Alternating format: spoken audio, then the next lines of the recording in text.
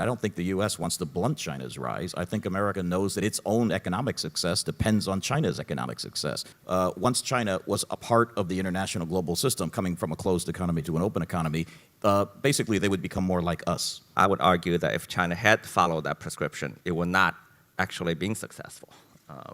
But to answer Joe's question, I think yes,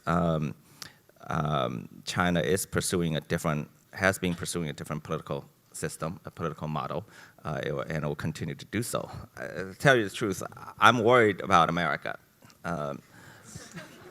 because it really convinced that there's an end state to human development, which is essentially a religious concept. Well, that's what the Soviet Union did. That's why they collapsed. Well, it's always a challenge to have a panel right before lunch, but I think we have about 30 minutes to do this. But this is a topic to talk about, sort of explore the potential commonality or maybe differences in values between Chinese and Western culture, because we think that this is actually very important in understanding the context of today's U.S.-China relations. This is a subject that could take on, for 3 days and 3 nights, but we only have 30 minutes. Let me set the stage first, and then I'll introduce our panelists. So there is a potentially two narratives on one on the China side, the other one from the Western world. The China narrative is that the rise of China has been, there's been obviously a lot of economic success over the last 30 years, but there's a sense that the Western countries, led by the United States, is now being threatened by the rise of China as an economic power, that there's a strategy of containment, trying to contain China. From the Western perspective, there is a sense of skepticism of what this rise means to the rest of the global economy, whether China could really integrate into the global economy.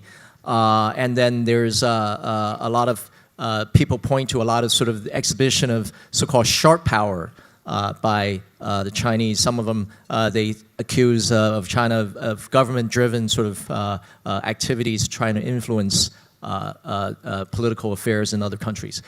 So we are set in this stage. And I couldn't find two more appropriate people and also distinguished people to talk about this topic, actually to maybe debate a little bit. It's always good to fight on an empty stomach, as Gary just said. So I'd like to introduce Eric Li, who is, he is a venture investor based in China, but he is most well known for some of his views about the Chinese model of governance. Some of you might have seen his TED Talk. He's a frequent contributor to the Foreign Affairs magazine, and he has I think he offers a very unique perspective. And Professor Keith Richburg, native of Detroit. We talk about the heartland of the United States, and last night we were talking about the Detroit Pistons and the Brooklyn Nets. So Professor Richburg is currently director and head of the journalism school at Hong Kong University. He is a seasoned journalist who has been with the Washington Post for the last 20 years and have been bureau chief in Paris, Jakarta, Manila, and I believe Hong Kong as well. You actually lived in China from 2009 to 2012, so you've been there, you've been a keen observer of Chinese affairs. With that, I start with Professor Richburg. What do you think about this containment strategy? Well, I've heard that a lot, especially being in Beijing. It's usually on the pages of the Global Times or something, where they're saying the U.S. is trying to contain China's rise. That's kind of the mantra you hear. And, from my perspective, nothing could be further from the truth, because, in fact, it was the U.S. that actually promoted China's rise. The U.S. promoted letting China enter the WTO, which happened 2001. So I don't ever think there was much of a containment strategy. There was more, in my view, a strategy of let's help China open up, become part of the global international system. Let's facilitate China's rise, because there was a view that once China was a part of the international global system, coming from a closed economy to an open economy, basically they would become more like us. And opening their economy meant flooding the zone with McDonald's and KFC and all the other good things from the West, and ultimately they would become more like us, and they would have more openness and more freedom, and ultimately lead to a more open political system as well. That's the strategy, if you want to call it that, of bringing in your so-called adversary by embracing them. So it was never, in my view, a containment strategy, and I would say up until this day. You hear this as well, even when President Obama announced the pivot to Asia, everybody talked about this as containment in China, when in fact it's the exact opposite. I don't think the U.S. wants to blunt China's rise. I think America knows that its own economic success depends on China's economic success. So the goal is not to contain the rise as much as it's to direct the rise in a certain direction, so China becomes a friendlier, more open country that's tied into the exact same international institutions that, like WTO, et cetera, et cetera. So I think that's why I push back when I hear people saying that there was any kind of a containment strategy ever. But it seems like things have turned out sort of in a direction that people didn't expect. And you talk about sort of open political systems, and I think what defines the Western liberal democracies are some of the values of individual liberties, freedom, an election-based decision-making process. And question to Eric, what is the model that China is moving on? Is there an alternative model of governance? Well, thanks. Let me first quickly respond to what Keith said. I mean, I do agree with you that I think for a long time after the Cold War, the United States did not pursue a containment strategy against China. It wanted to bring China into the system, as you said. I think the U.S. strategy was U.S. pursued a make the rest of the world in its own image strategy by persuasion, if possible, by force if necessary. That's been the strategy post-Cold War for 20, 30 years. But I would argue that it was essentially spelled out by Anthony Lake, the National Security Advisor under Clinton, to make the rest of the world in its own image. I would argue that if China had followed that prescription, it would not actually been successful. But to answer Joe's question, I think yes, China is pursuing has been pursuing a different political system, a political model, and it will continue to do so. Precisely because it's been successful in pursuing something that's distinctly different from the Washington Consensus. What are the key components of that model and maybe some of the values that underlie that model? So let me first stress what we have in common. Great. We can end on that. And after the 18th Party Congress, Xi Jinping took the other 6 guys to the National Museum, and he pronounced this thing called the Chinese Dream, which is essentially the Chinese Renaissance, national Renaissance. And I remember reading a lot of people, including a lot of leading intellectuals, who said that the Chinese Dream is the opposite of the American Dream. The American Dream is about the individualism, individual aspirations, freedom, and the Chinese Dream is about the collective, national strength, and what have you. But I would beg to differ from that. I mean, as you remember, we all say the 20th century was the American century, which is true. And the inaugural president of the American century was Teddy Roosevelt, of course. He became president at the turn of the 19th, 20th century. And I remember, if you go Google it, you'll find his most important speech at that time called The Strenuous Life. And if you read that speech, you'll find it is so similar to Xi Jinping's speech after the 18th Party Congress about the Chinese Dream. And he talked about the American Dream, okay? And he talked about, look what the Spanish are doing, look at what the British are doing, we gotta get our act together, let's forget our individual interests, let's forget our individual dreams, let's all work for the great American collective to build American national strength and give up on our own individual desires to sacrifice for the American, the American collective national renaissance, not a renaissance, but birthing to greatness. So it's amazing how similar these two speeches are.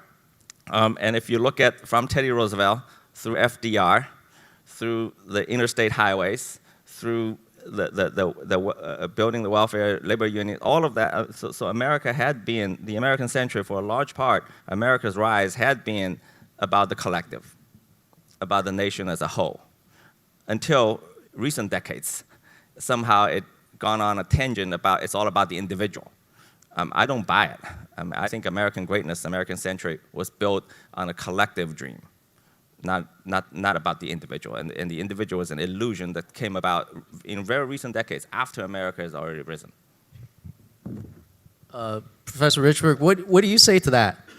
I take issue a little bit with the history there. I think, look, presidents always call together the nation for the collective. It was John Kennedy who said, ask not what you can do, ask what you can do for your country, not what your country can do for you. But they never did that or promoted that idea of a collective together at the sacrifice of individual liberties, et cetera. I found it interesting earlier when you were talking about what Anthony Lake said, and you said China would not have been successful had they followed that model. Because you seem to be implying, I don't want to put words in your mouth, that democracy or more individual liberty would have been incompatible with China advancing the way it has advanced. And when I was here in the 1990s, living in Hong Kong and traveling around Southeast Asia, I heard a lot of this talk about Asian values, that Asians are somehow different than the U.S. And Westerners that they prefer a paternalistic style of leadership. They don't care about things like individual rights. They only care about the country, the family first, and then the society. But we put too much emphasis on individual rights. I've been hearing that Asian values thing for decades now, mostly by prime ministers in Malaysia and Singapore.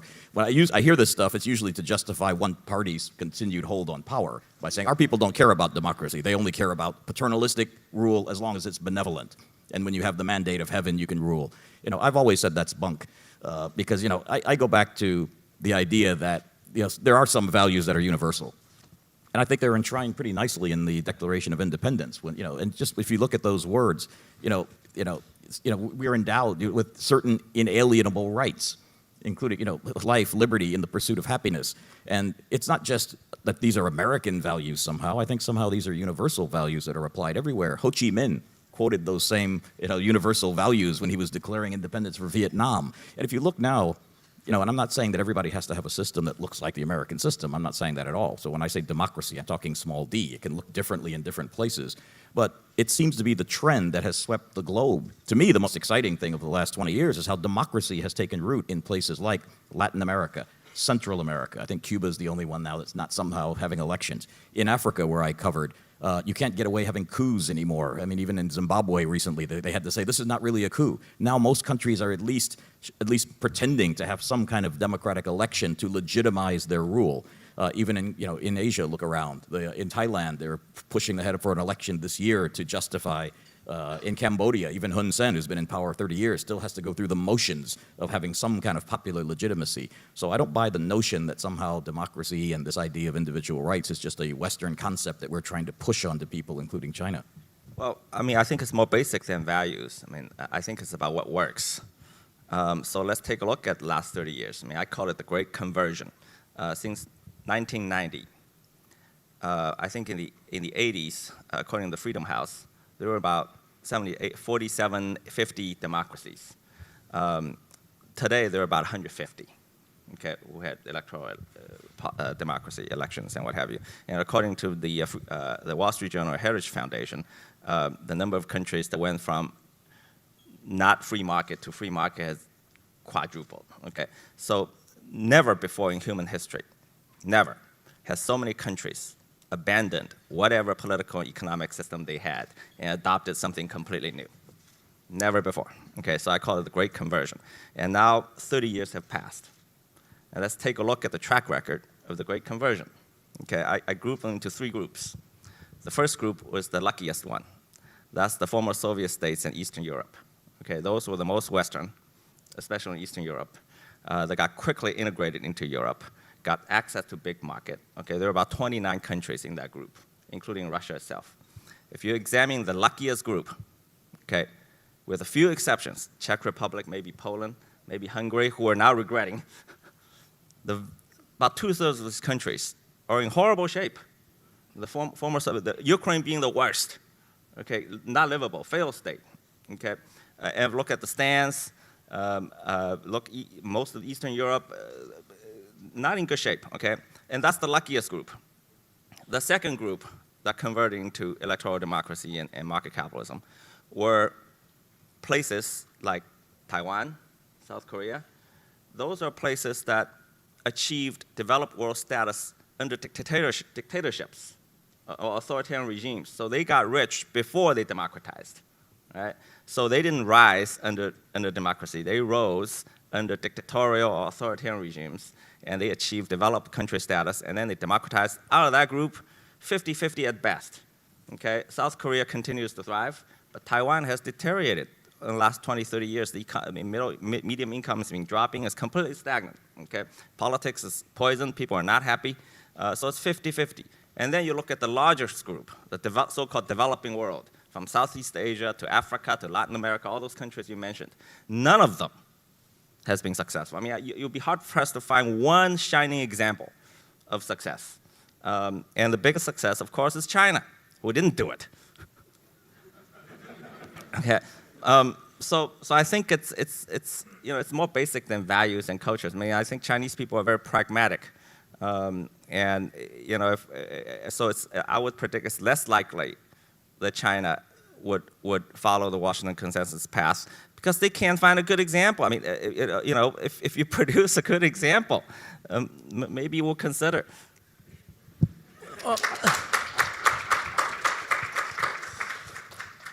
We're just getting started. So, okay, so now we've established that Professor Richburg is the idealist and Eric is the practicalist. But what about maybe, you talk about universal values. Are there, in the end state, are there some values that are commonly held, that are universal, maybe at the idealistic state? Because today in China, the GDP per capita in China is about $8,000 US. The United States is about $56,000 US. So it's 1/7. Close to 10,000. Close to 10,000, okay. All right, whatever. 1/6 of the United States. So China, in that context, is still developing, even though a lot of people said it's already developed. So maybe if you're the leadership of China, maybe China should be run more like a corporation as opposed to a political system. Because in a corporation, when you're trying to grow revenues, improve profits, whatever it is, you can really only have one CEO, not co-CEOs. We're not an investment bank, co-head of everything. So maybe maybe the practicality of this is that in the current state, this model is more suitable in China. But is there an end state? Eric? I'm not sure. I think end states are dangerous. To tell you the truth, I'm worried about America. Because it really convinced that there's an end state to human development, which is essentially a religious concept. Well, that's what the Soviet Union did. That's why they collapsed. They believe there is some kind of inevitable end to human society. There is some kind of paradise on earth. That we must, Hegelian essentially, that we must, Marxism, that all societies must strive towards. I mean, I think that's a very dangerous concept. I mean, I think we should be practical and we should be tolerant of different trajectories and be open to them. Well, thank you for the concern. I'm actually a little bit worried about China. We're worried about each other.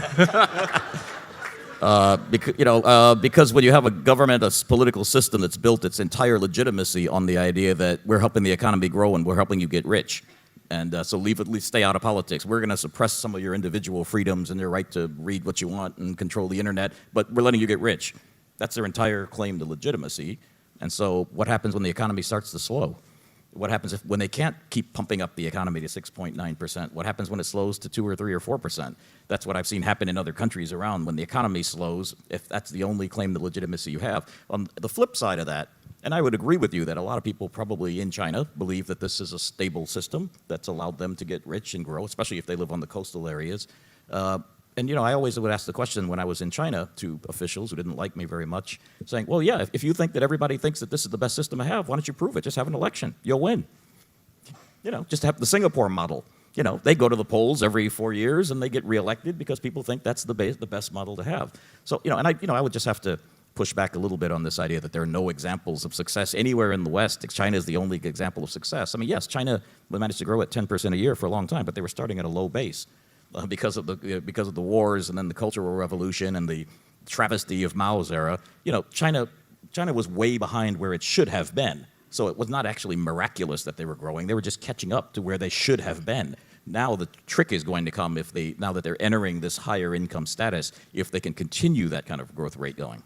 Well, I didn't say, I think what I said was the new democracies, there have been very few success stories, probably close to none. Okay? I would look at Latin America, there are quite a few. Who? Brazil? Brazil, well, yeah, Chile? why not? No, I don't think, come on, look at Brazil. If you look, I did an analysis of the so-called BRICS country, BRICS, right? And the last 20 years, I've changed the name. I call it CREST, China and the rest. If you look at the other 4 countries in BRICS, if you separate their numbers, China is the only one that carried water. Okay, China contributed 90% of the collective growth of BRICS. Every other country was either near average or below average, and all 4 are electoral democracies. Only China was not. What metrics are you using, though, for success? Just GDP growth? Well, living standards? Yes. Let me tell you what measure I do use. And it's not about getting rich. It's not about getting rich. We lifted 700 million people out of abject poverty in 40 years. This is not a term getting rich could capture. All right? If we look at poverty alleviation, if we take out China's numbers, the rest of the world would have gone backwards in poverty alleviation. So we lifted all of the people out of poverty in the last 30, 40 years. And this is not about getting rich. It's about people living with basic dignity. I agree with that. That's been a tremendous accomplishment under Deng Xiaoping. But as I mentioned before, a lot of that was just a corrective for where China should have been had it not been for the first 30 years. That's not the case. Let me correct that. So in 1949, when Mao took over China, our average life expectancy was 41 years old. Okay, I don't know about the two of you. You look young. I had already lived past. You're the youngest looking dude on the stage. 41 years old, okay? And literacy rate, 15%. Immunization rate, 0. By 1976, when Mao died, average life expectancy was 68.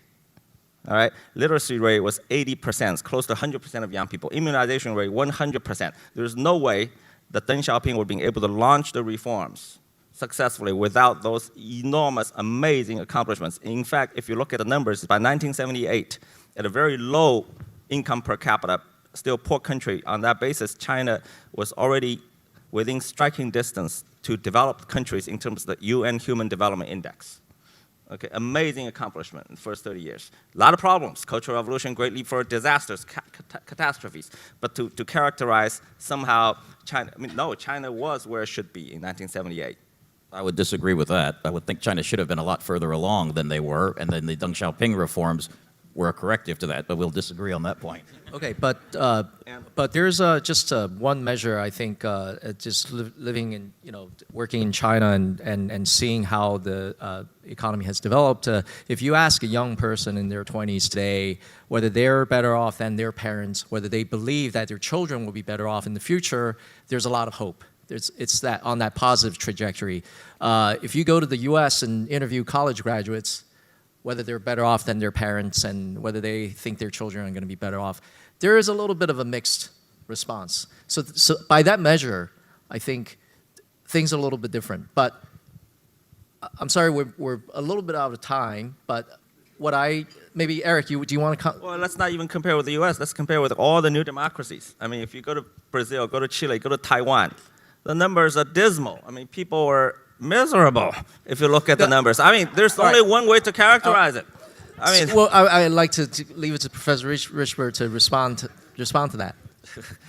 First of all, I would just take a little bit of issue saying that, because I talk to mainland students all the time who are my students. When I lived in Beijing, I had friends there. I would not say that every one of them are saying, oh, my life is better than, they'll say my life is better than my parents, but they're not necessarily so much more hopeful about the future. The things I heard were, boy, I can't afford a house anywhere near the center of the city. I can't even afford an apartment. There are college graduates who can't get jobs. So I think they have some of the same fears and frustrations as young people everywhere about the future. They don't think that they've benefited from the economic reforms as much in recent years. The one common refrain I used to hear from people, and I still hear it from my students here, is, yeah, we have $2 trillion in foreign exchange reserve. The country is rich, but the people are still poor. And I've heard that over and over again. So I would not necessarily equate this great economic growth and, boy, look, on paper they're better than Brazil, with saying, wow, the people are so much better off and so much happier.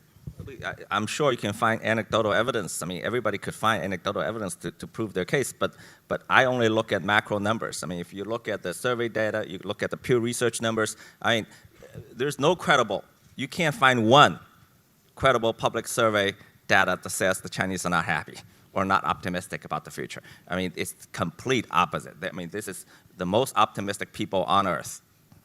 If you believe public survey data out of China, yes. I don't know.